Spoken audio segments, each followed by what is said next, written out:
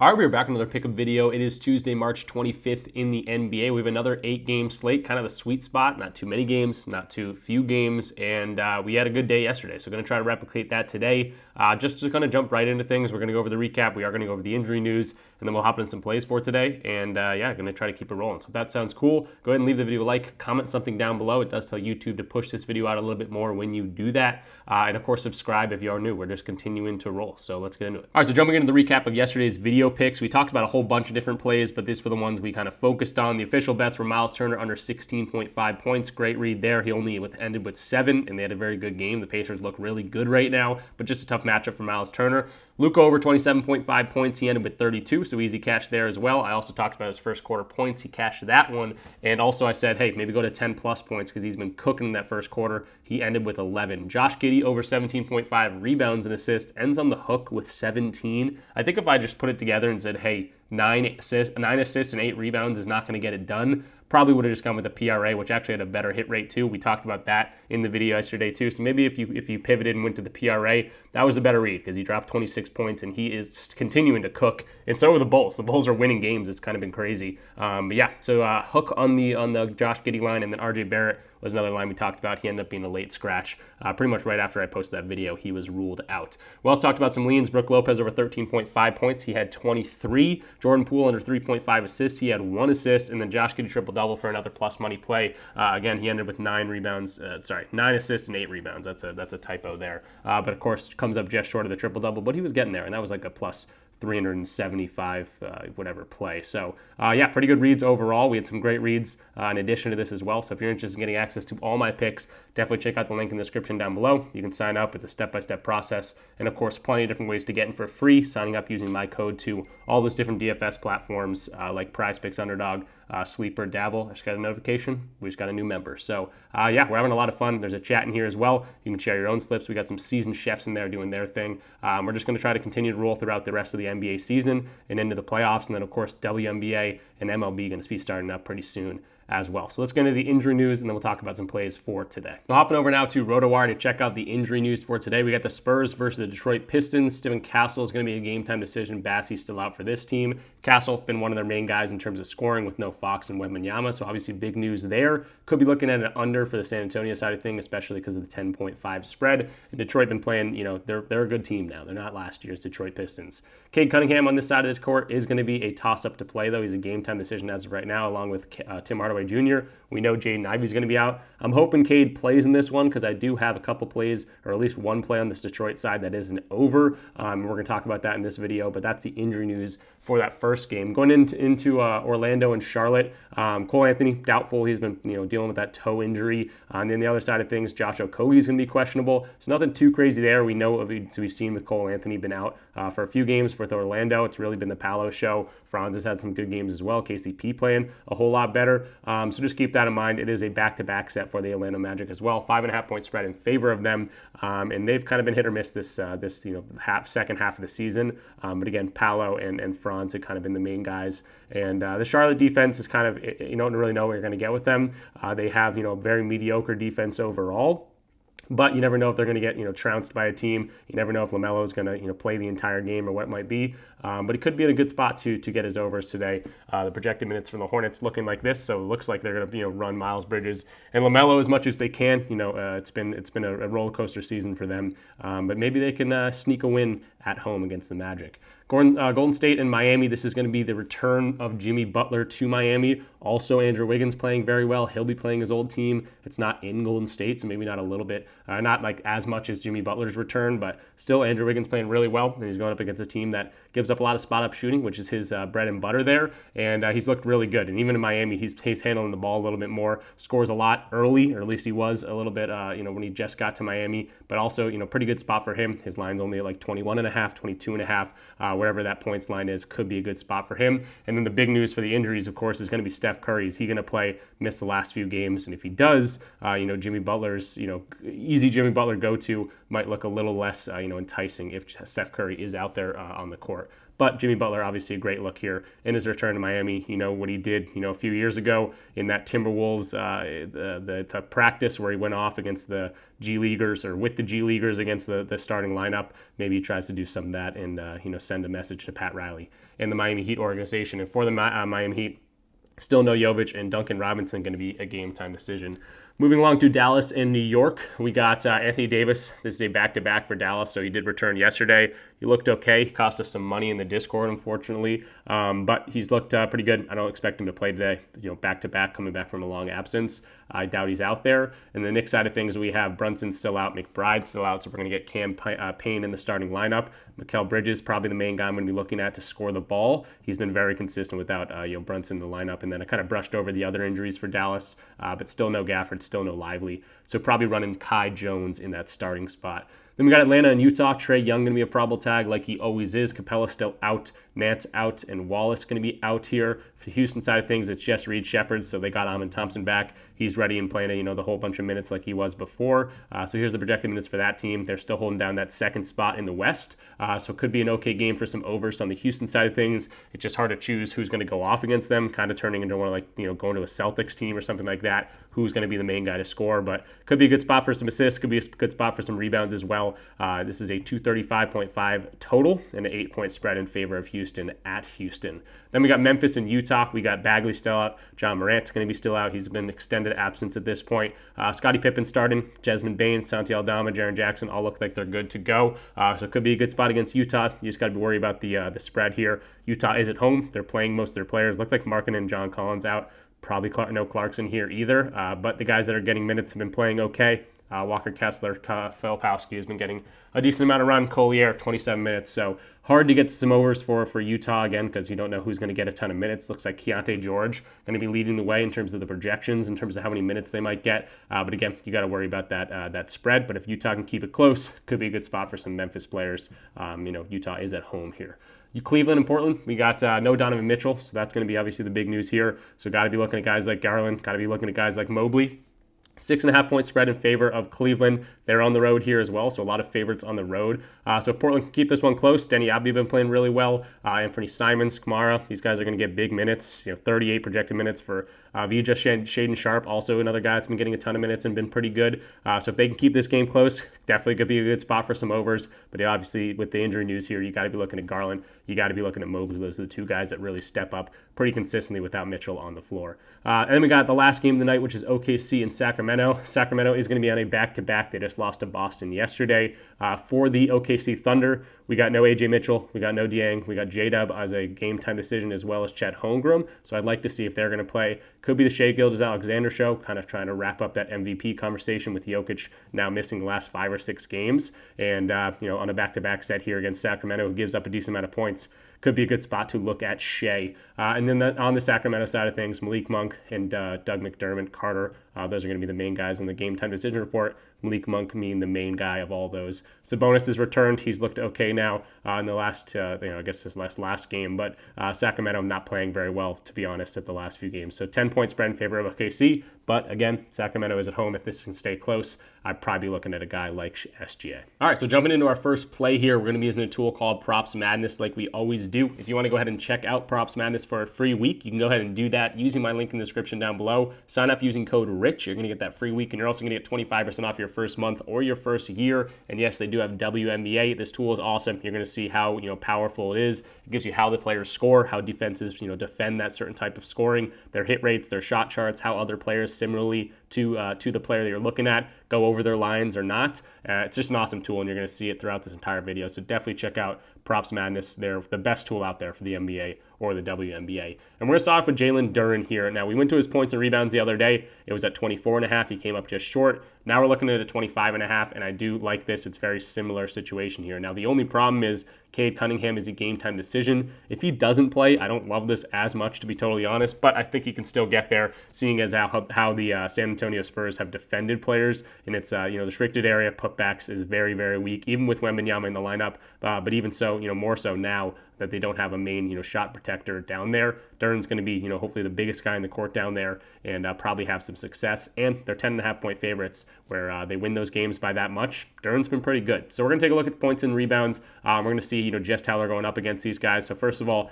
Jaden Ivey's not in the lineup, so we're going to take him out of the equation. The hit rate's not going to change because we haven't seen Jaden Ivey in 29 games, and that's what we're looking at, the last 29 games. Next thing I want to look at is how these guys defend the rim and how he scores his points. So dominant player type is going to be putback. That's going to be this filter right here. They're ranked 30th, dead last in terms of putback, so hopefully Jalen can get some easy putback dunks, some putback layups, maybe grab some rebounds in on that as well, which is why, put points and rebounds is awesome, because if he gets an offensive rebounds and a putback, that's, 3 points right there for us. So they're bottom half of the league, even bottom probably 20 of the league, but I'll look at bottom half of the league just so we can look at more games. This now jumps to a 57% hit rate.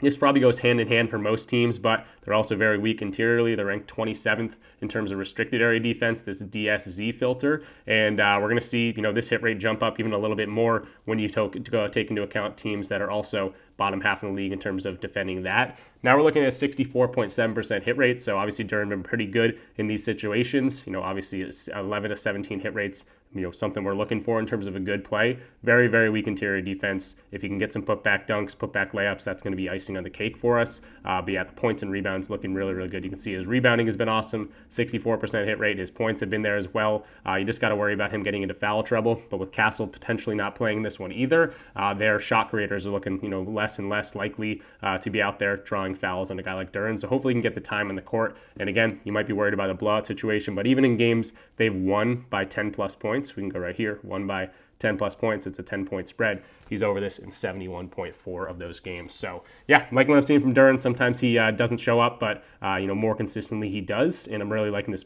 soft matchup for him to get some rebounds, get some points, and cruise over this line for us. Jumping into our next play here, it's going to be actually in the same game, and it's going to be an under. Might sound counterintuitive to go to an over on one team and under on another team just because there is a blowout situation. It's not as likely for those to be correlated at all. But I do like this one because Duren getting his lines very consistently when they win by 10 plus. Chris Paul, when they lose by 10 plus, is a different story here. So I'm actually going to look at his rebounds and assist line. It's at 9.5. You can get plus money for that. I wouldn't mind going to that. If you want to be a little bit more conservative, this is going to be the official play, 10.5 for minus 130 on the under. And you can see recently he hasn't been hitting it as much, and it's really due to his minutes. The last few games, 22 minutes, 26 minutes. Did get 31 minutes here. That was against the New York Knicks, though. Chris Paul, probably more of a competitive atmosphere there for him to play some more. But these other games, they're focused more on next year when everyone can hopefully be healthy. De'Aaron Fox is done for the season. Wembanyama is done for the season. They're going to need Chris Paul to kind of grow into a better team, with Wemby at the helm of that. But obviously De'Aaron Fox playing alongside Chris Paul can play well off each other. So they're really focusing on next year. He's projected for 25 minutes in today's game, going up against the Pistons, who are a tough defense overall.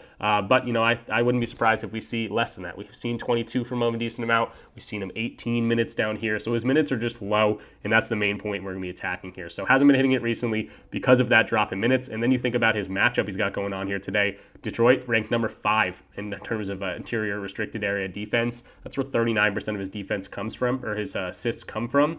And you can see similar types of players also not, hitting their lines very often against this Detroit defense. Chris Paul himself played this team back on February 21st. He only had 2 assists in that game, which is a great data point. He played 22 minutes, which we're going to look at in a second here. So you could throw in his points as well, but I just don't want to see him, shoot very efficiently. He's actually got a pretty good matchup to score the ball, pick and roll ball handling. So I don't want him to come out and score some points, even though I don't think his minutes are going to be there. I don't mind the PRA line, but I'm going to go to the rebounds and assists again, especially at 10.5 because of the minutes. So I want to show the head-to-head real quick. Again, 2 assists on that, no rebounds in 22 minutes. Great data point to have. There was no Wembanyama in that game. This was only about a month ago. So that's a great data point, obviously, to look at. But the next thing I want to look at is his minutes. If he's not going to play 28 plus minutes, I'll even give him 28. This turns into a 37% hit rate on the under. Very, very good. Recently, again, you can look at games without Wembanyama and only getting that much time. He's only over in 4 of 15 games. So liking this fade of Chris Paul, we might not get Stephen Castle in this one either. So if Castle's not going to play, that's just one less guy, better player for Chris Paul to get some assists to. So really liking this under. I don't know if the Pistons are going to crush these guys, but if they do go out there and crush these guys, you're seeing these filters, the minutes without Wembanyama, and you go to games that they're going to be losing by that much points. 10 plus points is the spread. He's only over in 1 of 9 games. One game was against the Lakers. And again, you get that competitive edge. I don't know if the Pistons are going to bring that out of Chris Paul, even though the Pistons are a pretty good team right now. So Chris Paul, under 10.5 rebounds and assists is going to be the second play. If you want to go to 9.5 and get some plus money, I don't mind that either, but obviously the hit rate on the 10.5 is obviously going to be a little bit safer and probably the more likely one to hit. But again, plus money 9.5, don't mind that either. Moving into the next play here, it's going to be Mikal Bridges over his 17.5 points going up against the Dallas Mavericks, who I don't think we're going to have to deal with the defense of a guy like Anthony Davis. This is a 10-point spread as well. 10-point spread, yeah, right off the bat. So it could be a game that they're going to win. This is also a home game for the Knicks, but someone's got to score the points, and I think this is the best matchup for Mikal, who's been really, really consistent without Jalen Brunson in the lineup. So you see how they defend the ball here, this Dallas Mavericks team. It's going to be one of those teams that, second half of the year without AD, with AD, this chart is going to look a whole lot different for those different games. But for the season shot chart, they've been a pretty, weak spot-up shooting defense. Defensive schemes do change throughout the season, but a lot of coaches have, main adjustments that they might make, and it seems like spot-up is one of the more consistent things that they're pretty weak to. So that's a good thing for a guy like Mikal Bridges to score some points, especially at home, which he gets a pretty big boost here. So the first thing I'm going to look at is the game at home. So you're going to see a 37.9 hit rate on the 17.5 points line, but at home, this jumps to a 58% hit rate. So I do like to see that. And to be honest, I was looking at his points, rebounds, and assists line, but he doesn't assist the ball all too well at home. I've seen this throughout the entire season when I've looked at Mikal Bridges' lines. He's a guy that plays a lot better, scores a lot better at home. So I'm just going to go right to the points line alone here. So 17.5 points, that's a great data point to look at in terms of home games. You look at the spot-up shooting, 23rd ranked there. And again, kind of skewed here with this Dallas team that's kind of all over the place. But if you're going to look at games, go to the advanced filters, see that spot-up shooting ranking. And again, they're ranked 23rd. Maybe take out those top 10 teams. This does jump to a 41% hit rate. So the hit rate does get a little bit better there. And then the main data point we want to look at is no Jalen Brunson here. How's he been doing? He's been able to have some really, really good games. Has come up short against the Sacramento Kings. They won that game by 30. They lost to the Spurs by 15. He didn't shoot very well, 5 of 13. And then 5-11 game here against the Hornets where they lost by 17. So as long as they're not getting crushed by double-digit points, they are 10-point favorites, and hopefully it's not a 30-point blowout. He's looked pretty good in these games. And then you check out the games that are home without Brunson, if I can find that filter. Want to see home games without Jalen Brunson. How about 27, 28, and 27 points in those games? And yes, 2 weak defenses there, but we also had a game against the Miami Heat, who are a pretty strong defense. So Mikal at home looking pretty good here without Jalen Brunson. Should be the main guy to score some points. We've seen him be the leading scorer on a Brooklyn Nets team for a few years. So now moving into the Knicks side of things, he's kind of the main guy outside of Karl-Anthony Towns. Very weak spot-up shooting defense here. Similar types of players playing pretty well against this Mavericks defense recently.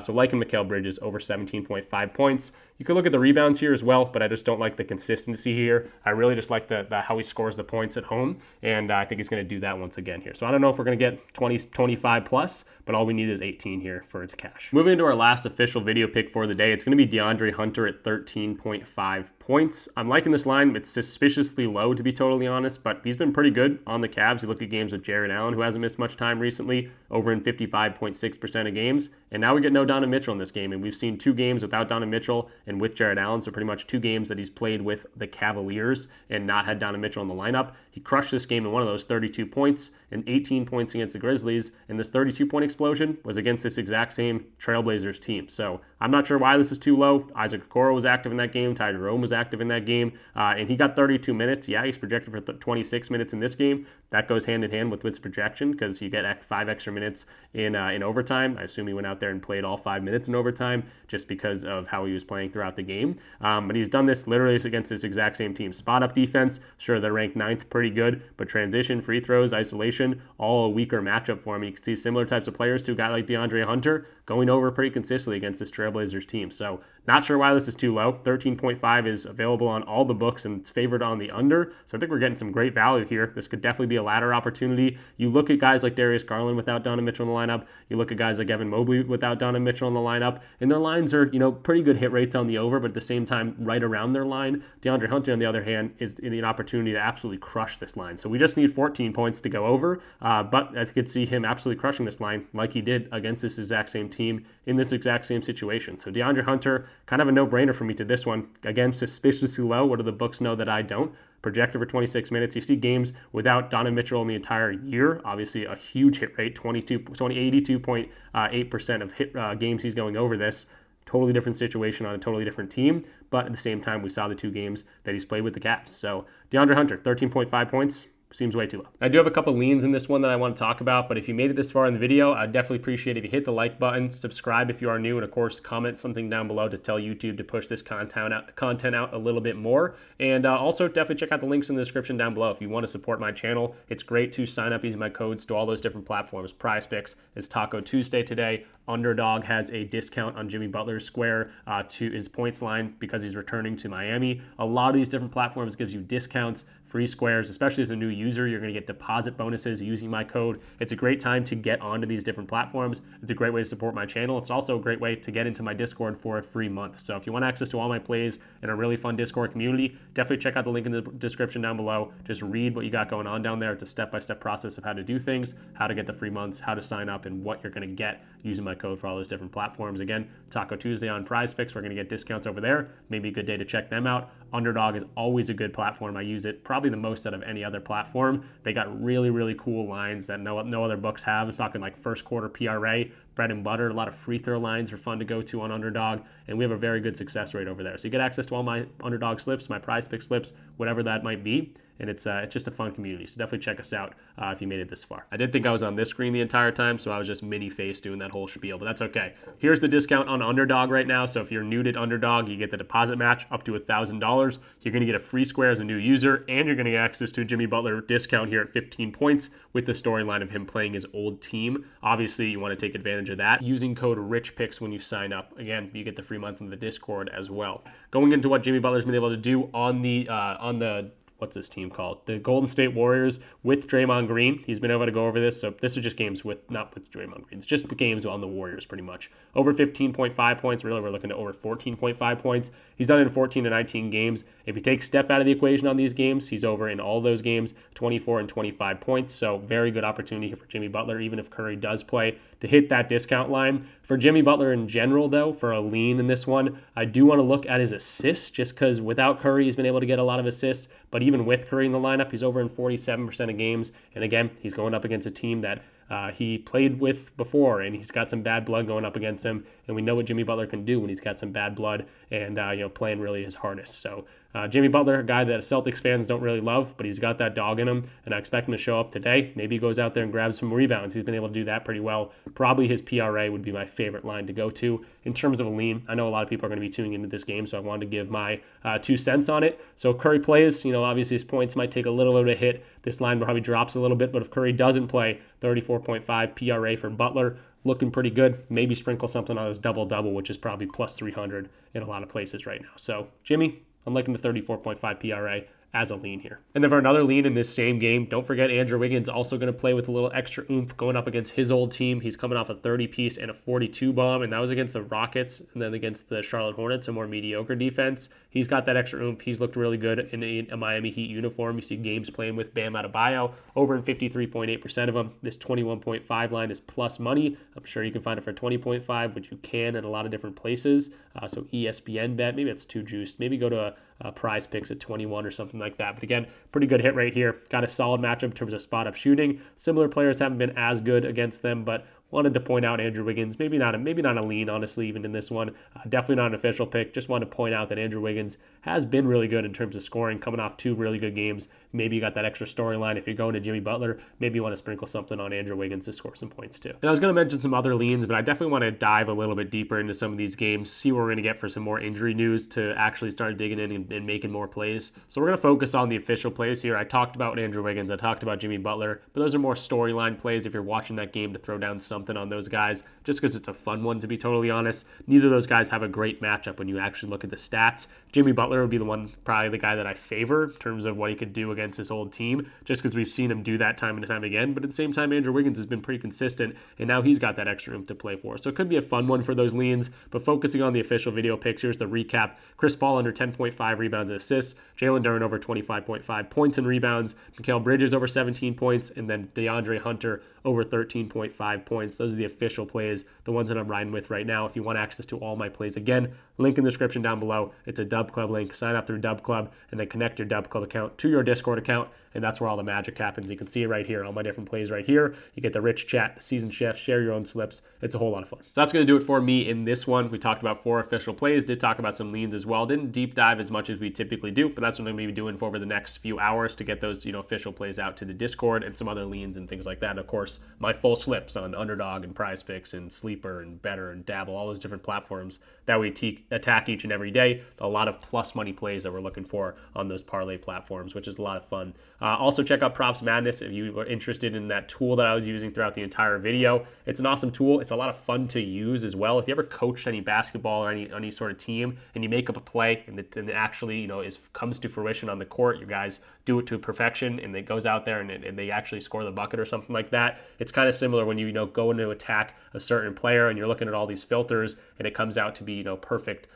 type of read. It's a lot of fun when you can go ahead and do that. And again, you get that free week trial using my code RICH. Link in the description down below. So check out Props Madness, check out the Discord, check out all the different DFS platforms. Use my code. It is a great way to support the channel and what I do over here. And hopefully we cash out again today. So thanks for watching. Good luck with all your bets.